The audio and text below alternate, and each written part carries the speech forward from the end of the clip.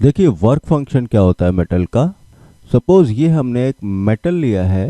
Metal की खास बात क्या होती है, इसके अंदर बेसिकली फ्री इलेक्ट्रॉन्स होते हैं। आइडियली हम मानते हैं कि इसके अंदर infinite number of free electrons होते हैं। These free electrons are free to move inside metallic structure, but they require some energy to come out. This energy is called work function of that metal. तो work function basically क्या हुआ, work function एक metal, जो metal ले रहे हैं उसके material की प्रॉपर्टी है। तो आइए इसको समझते हैं। मतलब ये हुआ they require some energy to come out of metallic surface. Means अंदर तो ये घूम सकते हैं फ्रीली, लेकिन इनको बाहर आने के लिए, अंदर से बाहर आने के लिए सर्टेन एनर्जी की ज़रूरत होती है।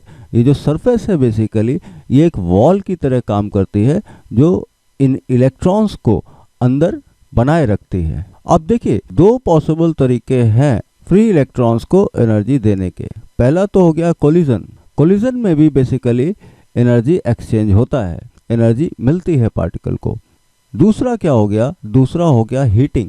हीट करके भी हम धीरे धीरे एनर्जी दे सकते हैं इलेक्ट्रॉन को। अब देखिए मान लिया सरफेस पे जस्ट इनसाइड मेटल एक फ्री इलेक्ट्रॉन है। हमको क्या करना है, इसको जस्ट बाहर निकालना है, जस्ट बाहर निकालना है।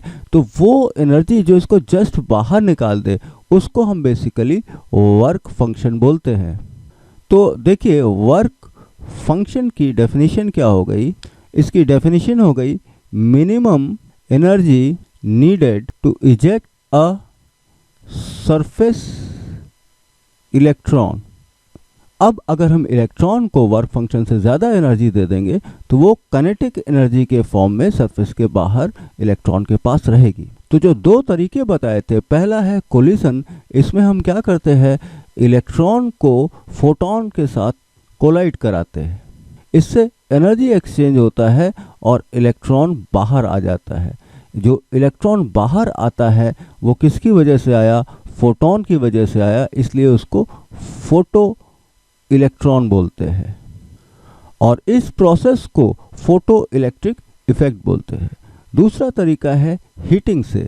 अगर हम इलेक्ट्रॉन को बेसिकली हीट कर दे, हीट दे दे किसी भी तरीके से, इस मेटेलिक सरफेस को मान लिया हीट कर देते हैं, तो धीमे धीमे इलेक्ट्रॉन्स को एनर्जी मिलेगी और वो बाहर आ जाएंगे।